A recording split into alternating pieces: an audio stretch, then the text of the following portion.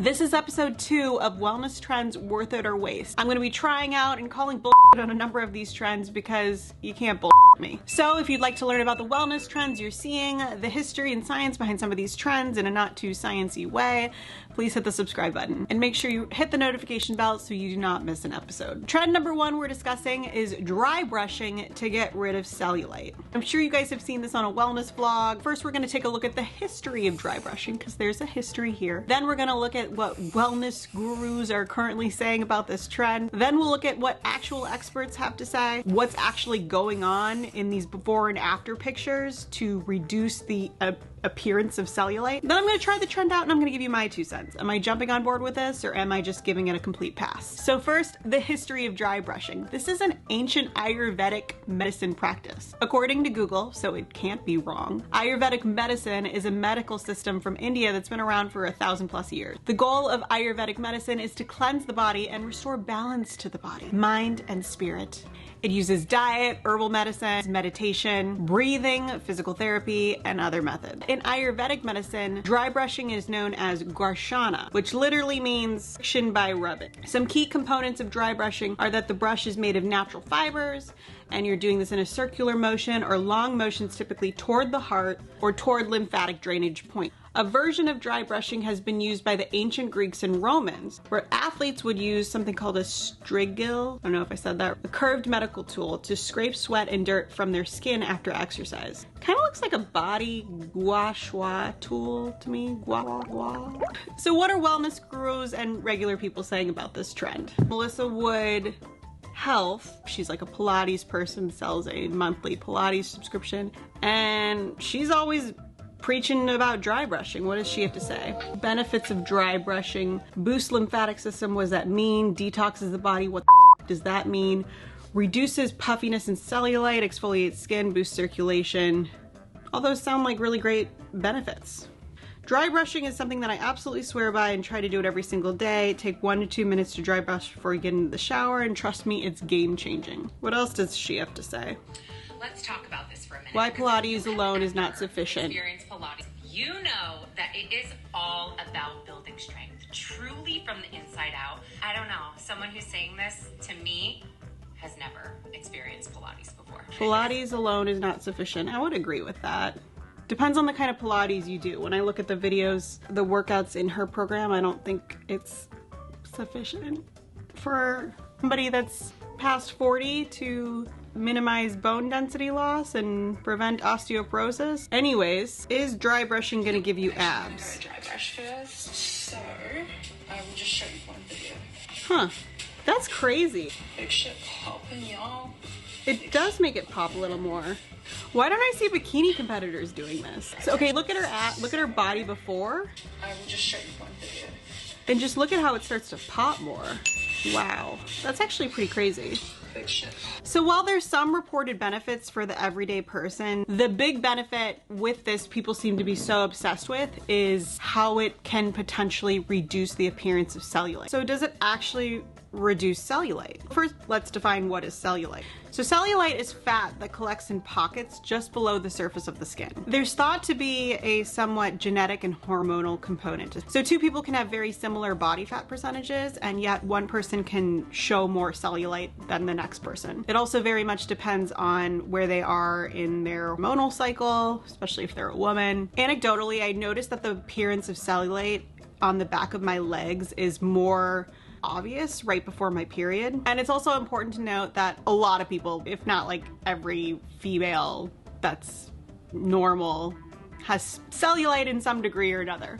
Celebrities and fitness influencers have cellulite. When I was younger, I'd find it funny how gossip magazines would show celebrities on the beach and be like, look, they have cellulite. So are there any actual studies on dry brushing for cellulite reduction? I couldn't find anything legit on this, but here's the best study I could find to somewhat explain the phenomenon of reducing the appearance of cellulite. The study was not done on dry brushing. It only had 60 participants, but it analyzed 3 different kinds of massage techniques. Basically what they found is that all the techniques, when done consistently at least 2 times a week, showed some type of improvement. What it says is that, quote, although there was no significant significant difference found between treatment groups, the most water reduction was seen in the mechanical massage group before and after treatment. Dry brushing would be the closest thing to the mechanical massage group. So the reduction in water might explain the reduction in the visual appearance of cellulite that a lot of people are claiming to see on social media. So my 2 cents, is it worth it or a complete waste of time? I tried it for the first time at 9 months pregnant, and at first I was like, wow, this is uncomfortable and I just want to lay down and take a nap,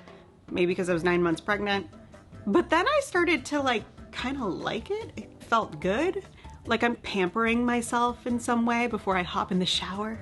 So I can totally get why someone would want to invest like $10 to $30 into just one of these devices. It's like a cheap form of feeling luxurious. So my thinking is, if cellulite genuinely really bothers you, try this out. Get one of these that I link below on Amazon.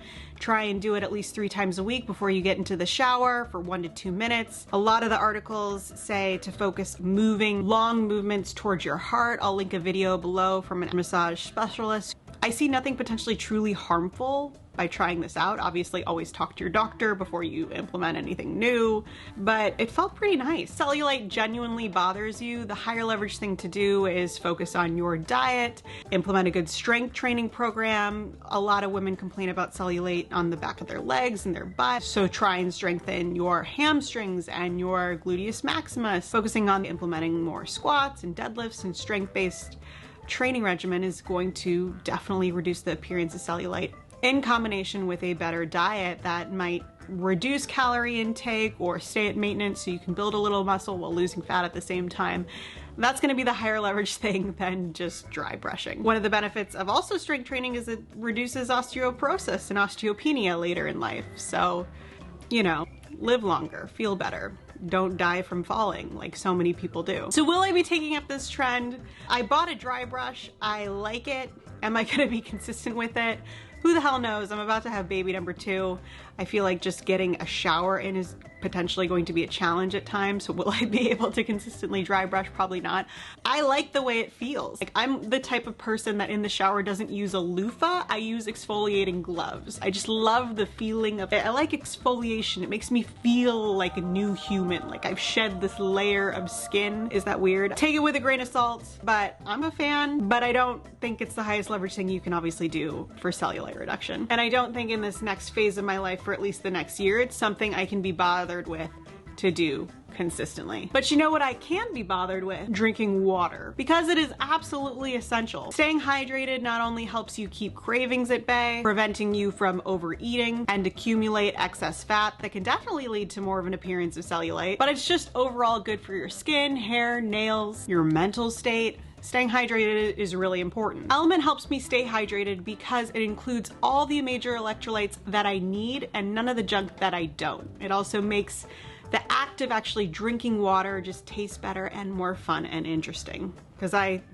struggle with drinking water sometimes. Element is a tasty electrolyte drink mix that you add to water or coffee or almond milk or whatever your beverage of choice is, and it adds only an additional 5 calories. I like to drink Element first thing in the morning before my workouts because I get a little bit more dehydrated over the nighttime, or I like to have one of their chocolate flavors with almond milk at bedtime because it helps me curb my chocolate cravings. The challenge is that when you are dehydrated, even slightly, you can experience muscle cramps, fatigue, headache, even some negative mood changes. I first heard about Element through my trainer Alex Bush from Physique Development when I was complaining about headaches getting in the way of my strength training workouts. He recommended I try Element. It helped with my headaches a ton, and I've been using it and paying for it with my own money for a year now. Element was kind enough to offer viewers of this video a free sample pack to try all their 8 flavors with the purchase of any order. That's 8 single serving packets free with any Element order. This is a great way to try all 8 flavors or share Element with a friend. Get yours now at drinkelement.com/Juliana. This deal's only available through my link in the description, so head to drinklmnt.com/Juliana. The raspberry and watermelon flavors are currently some of my favorites, and I also love their chocolate pack to curb those chocolate cravings at night. Trend number 2 we're talking about is tongue scraping. Look at that. I'm seeing this one all over TikTok and it's nasty. First, we're gonna learn about the history of tongue scraping. Then we're gonna look at how this has become very much a thing on social media. Then I'm gonna share some actual research and I'm gonna give you my 2 cents. Tongue scraping is ancient oral hygiene practice that also dates back to Ayurvedic medicine. If you have a bad breath, brushing your teeth, it's not enough. You know what is that? Is a tongue scraper. Basically, you scrape your tongue, and that's how you have a really amazing mouth hygiene. Don't kiss anybody. Don't kiss anybody. I'm repeating again. Don't kiss anybody if you know that they're not using tongue scraper. This is how you do it. Of course, you rinse your mouth, you rinse your scraper. Make sure you disinfect it and make sure it's metal. It's great for mouth breath. If you have stinky mouth breath, if you have cavities, if you want to overall... Okay, I love her accent. Because the white layer on your tongue is actually bacteria, dead skin, and food particles that should be cleaned on a daily basis. Yuck. Once you start using a tongue brush every day, you'll notice how nasty it feels if you skip brushing your tongue even for just one day. So the reason I use this tongue doctor brush is because unlike tongue scrapers that just scrape over your tongue, these bristles actually get into the tiny crevices and scrub the debris out way more effectively. And you can even put a little toothpaste on it to really... Okay, so the tongue scraper or the tongue brush? Now I'm confused. Here's how to clean your tongue scraper. Every day after scraping, rinse it under the sink and pat it dry out on the countertop. It's important to let it air dry fully.